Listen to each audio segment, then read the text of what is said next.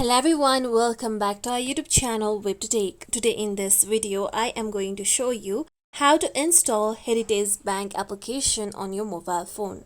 So let's jump to the process. First, open your App Store if you are using an iPhone. For an Android, open your Google Play Store.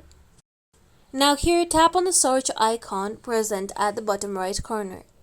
After this, tap on the search bar present at the top.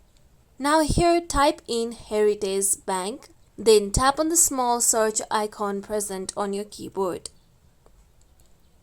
After you do so, here you'll be able to find the Heritage Bank mobile application. You can see HB mobile option. You need to tap on it. Then you'll be able to find install option. Tap on install. Now wait for a few seconds for your application to be installed. Once your application gets installed, you'll be able to find open option. Tap on open.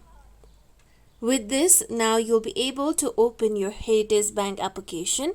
This is how we can install Heritage Bank application. Thank you for watching everyone. If you like this video, please like, comment and share, and don't forget to subscribe to our channel for more videos.